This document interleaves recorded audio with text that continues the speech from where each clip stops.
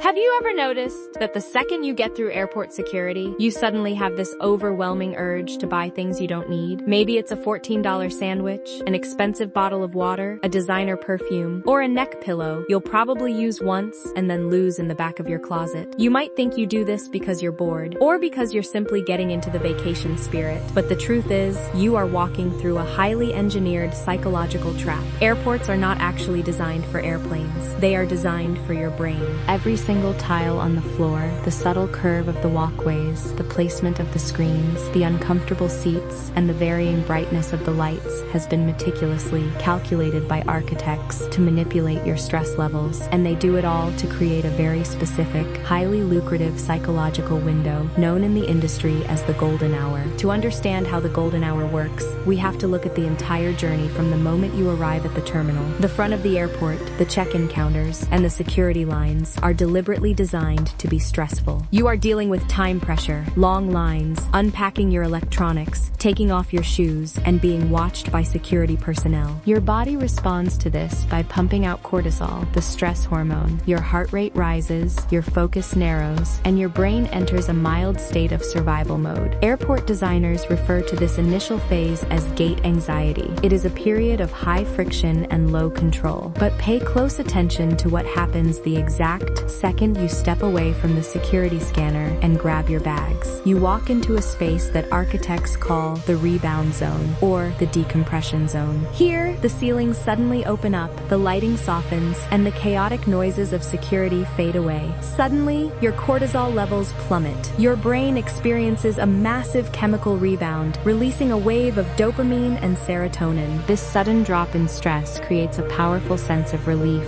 and accomplishment. You subconsciously tell yourself that you survived the hard part, you made it through, and you deserve a reward. This is where the golden hour officially begins. It is the roughly 60-minute window between clearing security and boarding your flight. During this hour, you are a captive consumer with nowhere else to go, no chores to do, and a brain that is actively looking for a dopamine hit to celebrate its relief. According to airport retail studies, passengers are at their most impulsive during this exact hour, spending an average of $7 for every single minute they linger. So how do airports keep you in this state of relaxed spending for as long as possible? It starts with wayfinding. If you look closely at the path immediately following security, you will notice it is rarely a straight line. Instead, you are almost always funneled through a winding path that cuts directly through a duty-free shop. The walkways are designed with gentle, sweeping curves. This is because straight lines make humans walk faster to reach a destination, whereas curved paths naturally slow down your walking speed and force your eyes to drift left and right. Furthermore, these paths almost always curve to the left. Why? Because the vast majority of the human population is right-handed. When we walk, our natural inclination is to look to the right. By curving the path to the left, retailers ensure that their most expensive products are positioned directly in your natural line of sight. As you navigate this path,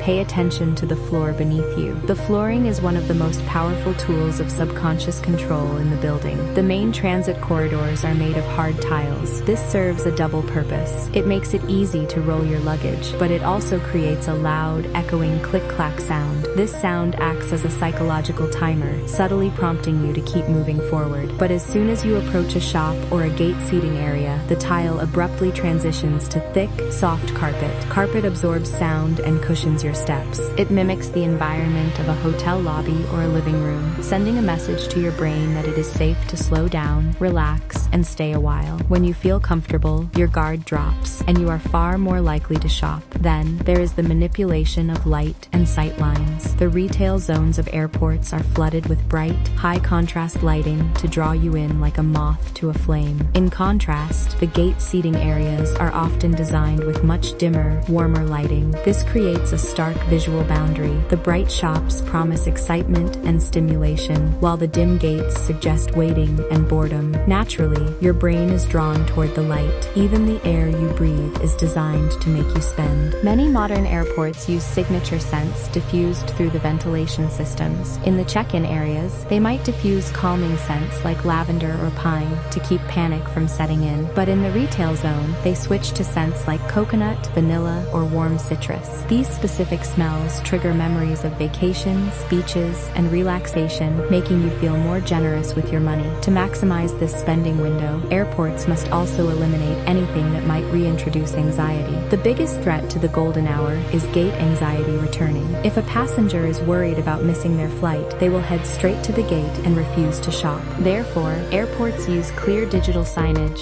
flight information displays, and walk time indicators at frequent intervals. By showing you exactly how many minutes it takes to walk to your gate and constantly reassuring you that your flight is on time, they systematically remove your urgency. They give you permission to linger. Courage to go sit in a restaurant, a bar, or a cafe where the seats are plush, the environment is welcoming, and every table has its own USB port. The price of charging your phone is the price of a coffee or a beer. Finally, the entire concept of duty-free is a masterclass in behavioral economics. Airports construct a narrative of scarcity and savings. By telling you that an item is tax-free, they trigger a cognitive bias known as the denomination effect. You feel like you are getting a deal, which overrides your normal price sensitivity. In reality, most items in duty-free shops are priced the same as, or even higher than, what you would pay online or at a local store. The airport is simply capturing the tax savings as profit, while capitalizing on the fact that you are in a high dopamine, post-security state of mind. We tend to think of airports as infrastructure. We see them as public utilities designed to get us from point A to point B. But if you look at the economics, the reality is entirely different. Major airports make a massive portion of their revenue from non-aeronautical sources, which is a fancy industry term for shopping, dining, parking, and real estate. In fact, many airports make significantly more money selling luxury goods and fast food than they do landing airplanes. The airlines themselves operate on razor-thin margins, but the airport itself is a highly optimized commercial engine. So, the next time you clear security and feel that sudden, inexplicable urge to buy a coffee, a book, or a new pair of headphones, take a moment to look around you. Notice the change in the ceiling height, the transition from tile to carpet, the gentle curve of the path, and the bright displays inviting you in. You aren't just making a conscious choice to treat yourself. You are simply reacting exactly the way the building was designed to make you react. And you are playing your part in the golden hour.